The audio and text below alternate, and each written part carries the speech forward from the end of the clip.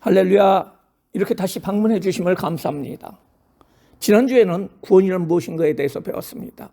오늘은 두 번째 시간으로 예배란 무엇인가에 대한 주제로 우리가 알아보도록 하겠습니다. 이전에 예배를 드렸거나 신앙생활을 해본 분들에게는 예배를 드리는 것이 부담이 없을 것입니다. 하지만 처음 예배를 드리는 분들은 예배하는 것이 너무 낯설고 적응하기 어려울 수 있습니다. 그래서 오늘은 예배에 대해서 알아보도록 하겠습니다. 예배란 말은 예를 갖추어 경배한다는 말로, 예배는 단순히 행해지는 예식이 아니라 예배의 대상이 하나님이고 하나님께 구원받은 우리가 경배를 드리는 것을 말하고 있습니다. 그러면 왜 하나님께 예배를 드릴까요? 하나님은 예배 받으시기에 합당한 분이시기 때문입니다. 이 세상의 천지 만물은 하나님에 의해서 창조되었습니다. 하나님은 인간들에 의해서 영광과 존귀와 능력을 받으시기에 합당하신 분이십니다. 그러기에 피조물이 된 우리가 하나님께 예배를 드리는 것은 마땅한 일이라고 할 수가 있어요. 뿐만 아니라 하나님께서 예배 드리는 자를 찾으시기 때문에 그렇다는 거예요. 성경에 보면은 아버지께 참되게 예배하는 자들은 영과 진리로 예배할 때가 오나니 곧 이때라. 하나님께서는 자기에게 이렇게 예배하는 자를 찾으시니라 라고 말씀하고 있어요. 이처럼 하나님께서는 자기에게 예배하는 자를 찾으시기에 우리는 마땅히 예배를 드려야 된다는 거예요. 그러면은 어떻게 예배를 드려야 될까요? 우리는 일요일, 즉 주일에 예배를 드립니다. 우리는 시간을 지켜서 하나님께 예배를 드립니다.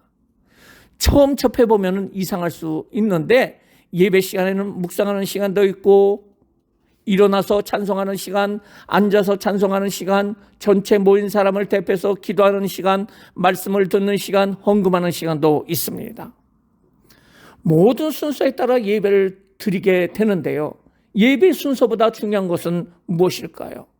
그것은 바로 영과 진리로 예배를 드려야 한다는 거예요. 성경에서는 아버지께 참되게 예배하는 자들은 영과 진리로 예배할 때가 온다라고 말하고 있습니다. 곧 이때라. 아버지께서는 자기에게 이렇게 예배하는 자를 찾으시니라 라고 말하고 있죠. 우리는 예배를 영과 진리로 드려야 된다는 거예요. 영과 진리로 드린다는 것은 하나님이 예배의 대상인 것을 잊지 말고 성령님의 인도함을 받아서 예수를 믿는 믿음 안에서 하나님의 도우심을 구하면서 예배를 드려야 한다는 것을 말합니다. 또한 어떻게 드려야 되나요? 마음과 뜻과 정성을 다해서 예배를 해야 된다는 거예요. 하나님께 예배를 드리는 자는 잡념이나 다른 생각을 갖지 않고 마음과 뜻과 정성을 다해서 하나님께 예배를 드려야 한다는 거예요. 이 말은 예배 순서에 기쁜 마음으로 기꺼이 동참하여야 한다는 것을 말하고 있어요. 그리고 우리의 삶의 전체를 통해서 하나님을 예배해야 합니다. 이 말은 단순히 주일 예배에 딱 1시간 예배를 드림으로 모든 우리의 의무가 끝나는 것이 아니라 일주일 동안의 삶 속에서 하나님을 생각하며 기도하고 말씀을 되새기며 삶 속에서 실천하면서 살아야 한다는 것을 말합니다. 이처럼 우리의 삶의 전체를 통해서 하나님을 예배해야 됩니다.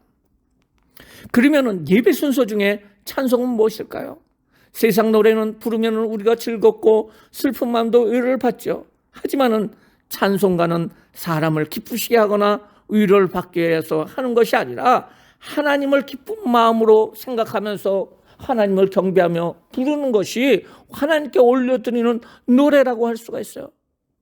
그러면 기도는 무엇일까요? 하나님은 지금 살아계십니다. 우리가 기도 시간을 통해서 우리의 마음을 하나님께 올려드리는 것이 기도입니다. 특별히 예배 시간에 그 기도는 모든 전체 성도들을 대표하여 하나님께 올려드리는 우리의 간절한 마음입니다. 그러기에 기도할 때 함께 기도 내용을 공감하면서 기도해야 합니다. 꼭 마지막에는 예수님의 이름으로 기도해야 합니다. 아멘으로 끝나는데 이것은 우리가 하나님께 기도하는 데 중간에 그 기도를 올려주시는 분이 바로 예수님이라는 사실과 아멘이라는 말은 그렇게 되는 것을 믿습니다 하는 뜻입니다. 다음에 예배 순서 중에 말씀에 대해서 알아보도록 하겠습니다. 기도는 우리 성도들의 마음을 하나님께 올려드렸다면 말씀 시간은 하나님께서 주시는 음성을 듣는 시간입니다. 하나님은 우리 인간들에게 말씀하실 내용을 성경에 미리 기록해 놓으셨어요. 이 성경에 나오는 말씀을 읽는 것을 성경 봉독이라고 하고 그 내용을 자세히 풀이하여 담임 목사님을 통해서 전달해 주시는 것이 바로 설교입니다. 그러기에 설교 시간에 우리는 집중하여 들으시면 하나님께서 우리에게 주시는 음성을 감동으로 들을 수 있습니다. 그러기에 설교 시간은 아주 중요한 시간입니다. 그래서 설교 시간에 팔짱을 끼거나 다리를 꼬거나 졸거나 다른 생각을 해서는 안 되고 설교에 집중해서 들어야 합니다. 처음에는 무슨 소리인지 모를지라도 속을 하나님께서 설교 말씀을 잘 듣고 이해하는 마음으로 하나님께서 만나 주실 것을 기도하면서 들을 적에 하나님께서 분명히 은혜를 주십니다. 이제 헌금에 대해서 말씀드리겠습니다. 돈이라는 것은 우리가 살아가는데 꼭 필요한 요소입니다. 중요한 것입니다. 그러기에 부모에게서나 형제에게 돈을 준다는 것은 사랑하는 마음이 들어가 있는 것을 말하고 있죠.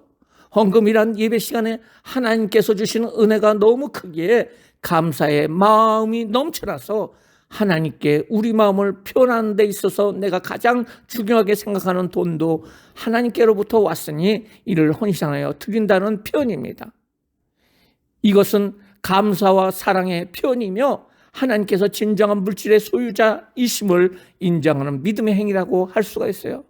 그러기에 헌금을 드리는 것을 부담스럽게 생각하지 마시고 적은 금액이라도 감사하게 드리면은 하나님께서 가장 기쁘게 받아주신다는 사실을 알면서 우리는 감사해야 될 줄 믿어요. 헌금을 드리는 자세에 대해서 성경은 각각 그 마음의 정한대로 할 것이요 인색함으로나 억지로 하지 말지니 하나님은 즐겨내는 자를 사랑하시느니라 라고 말씀하고 있어요. 우리 성도들이 드린 헌금이 모여져서 불쌍한 사람을 돕는 일과 선교하는 일과 교회를 운영하는 일에 쓰여지게 됩니다. 오늘은 예배에 대해서 알아봤어요. 예배 대상은 살아계신 하나님이시고 하나님의 예배를 받으신다는 사실을 꼭 기억하여 영과 진리로 정성껏 드리시기 바랍니다. 예배의 요소로는 찬송, 기도, 설교, 헌금 등의 순서가 있습니다.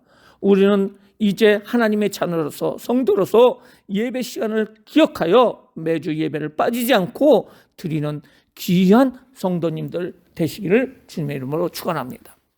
감사합니다. 다음 주에 뵙겠습니다.